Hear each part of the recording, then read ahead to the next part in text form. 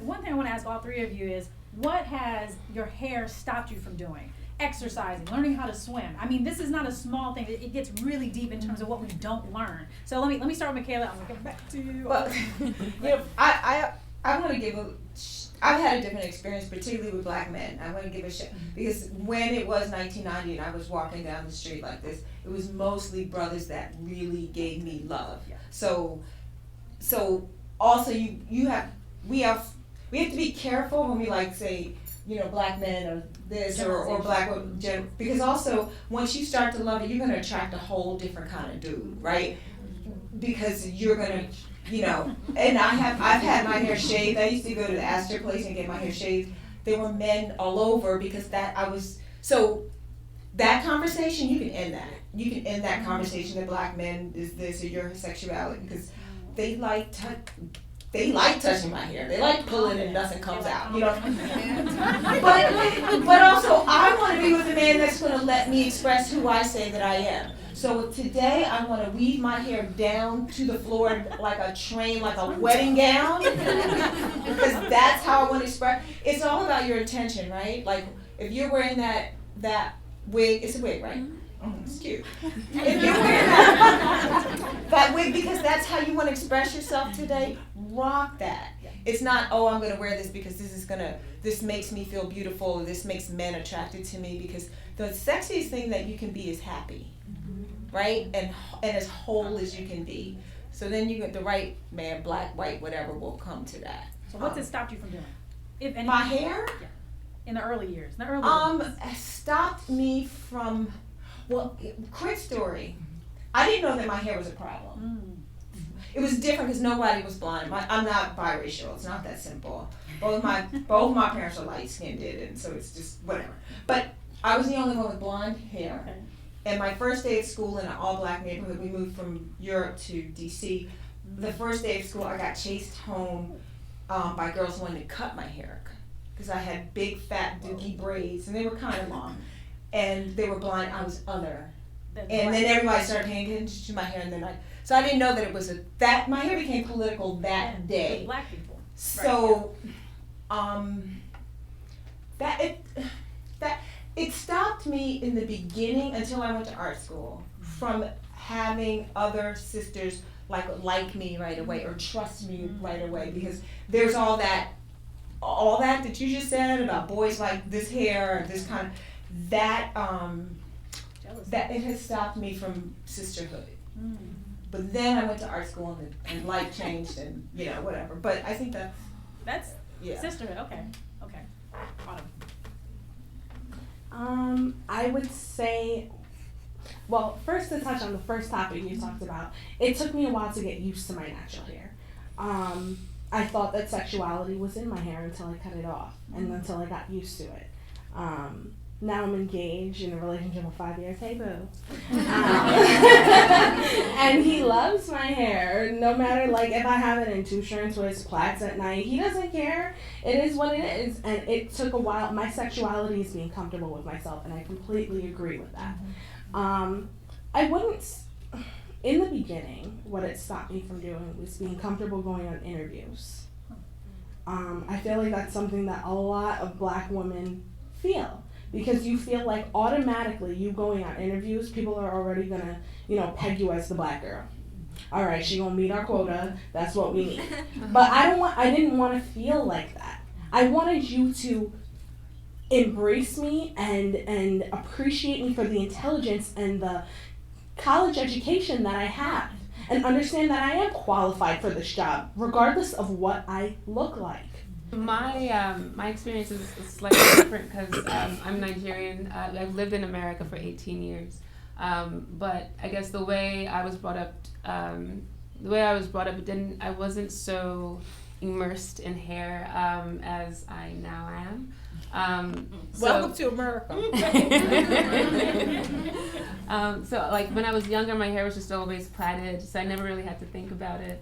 When we first came to this country, it was just hair. It wasn't anything that I ever really thought about. I always went swimming, did all kinds of sports. I was a cheerleader for a while. That was weird. So it never really prevented me from doing anything. I know I've had a sort of a loose relationship with my hair. When I first started or entered the working world, I cut it all off just because I was just stressed out from all the advertising hours that I was putting in. And I didn't know that like cutting off my hair was the big chop. That's just what I wanted to do. Let's just talk about the day. She and I used to work together, and she came down this grand flight of stairs, and it was all short, and I was like, oh, and everyone reacted the same way. I was like, Antonia, you look beautiful. And she's like, yeah. It was this kind of like, I'm getting used to it. How did you feel coming down that flight of stairs? Because I remember that day. What do you do? What were you doing before? She's in corporate, by the way. So I used to be in advertising, Okay. and now I'm solely on Entrepreneur. So yeah, I mean, I think that first day, I guess I was just too stressed out to think about anything else. Like I couldn't think about my appearance, so it was just sort of, it was a cathartic thing for me. I just cut it all off I had a Britney moment. I needed to just like release whatever anxiety. You cut it off yourself too? Yeah. And you cut off your... Oh my God. Craft scissors. Craft scissors. I won't even cut my own fingernails. Like, with Dickie in here? No. I don't know. I that's like fixing my. Okay. But so you can try everything. You Yeah. cut Tell your me about own all of it. hair? Yeah. Because you've done everything. You've done natural. You've done Yeah, weave. I do. I experiment a lot, which is what I have to say. But yeah, I think after I got over all the stress, I was like, oh, okay, what's this look like? What is it giving? It was a little bit more of a mature look, so I played into that, and that was really just what it was. And then so my hair hasn't been really until now, especially by way of all of this, have I really kind of understood the weight of it in this context. Because before I was out of this context and it meant something or it didn't mean anything, or maybe because I was too young. But you come from an all-black country. You come from Nigeria, right? And so I think that's really so critical because this is really, it's global, the beauty standard thing, like we know that. But the Black American experience, did you see 12 Years a Slave yet? Not yet. Okay, so there's so many bodies piled on top of our story around our hair and our bodies and our so perhaps it was helpful that you weren't really pushing through a very thick American lens to be able to do this with such kind of ease.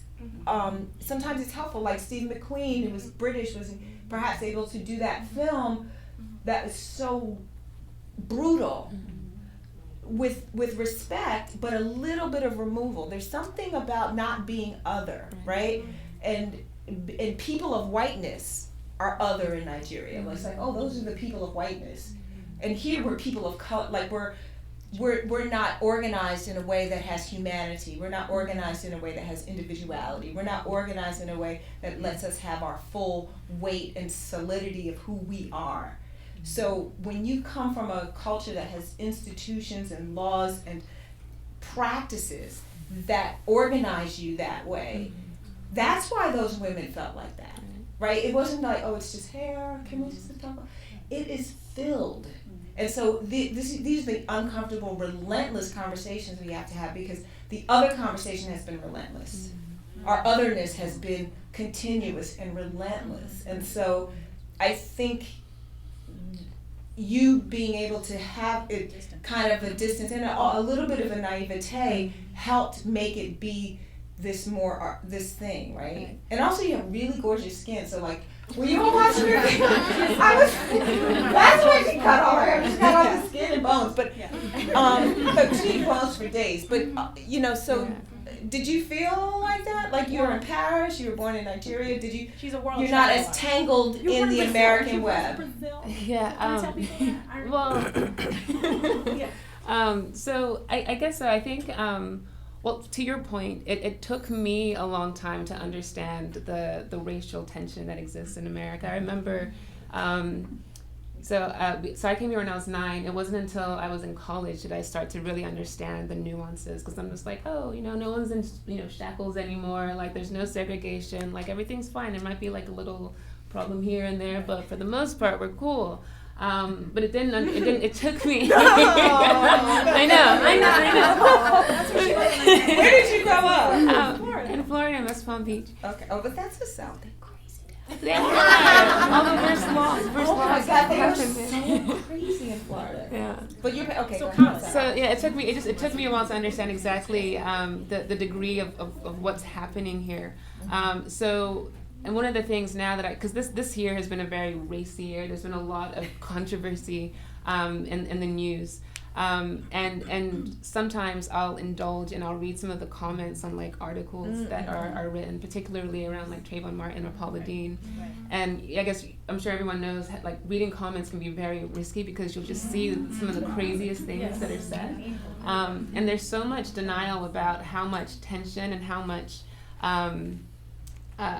work that still needs to be done in this country around race. And it's kind of now looking at this or seeing it, it's hard to understand how someone can't see it, but at the same time I was in that position too. You have to have a certain, not that you have to be looking for it, but you have to be willing to empathize with the person that you're having a conversation with, in order to really understand where they're coming from. And so actually now going back to this, part of this was to kind of put people in a position where they might be forced to empathize or forced to see the other side of things or see things in a different way that they hadn't before. So I guess, yes, I had a distance from this because I'm not from here originally. I understand what it takes to see the things that are in plain view. It takes time, it takes opening your eyes, it takes wanting to have conversations that are uncomfortable. It takes putting your defenses down. So I guess on some level, I was trying to recreate that just because I guess I've had that evolution myself. And I know what it takes to go through that process.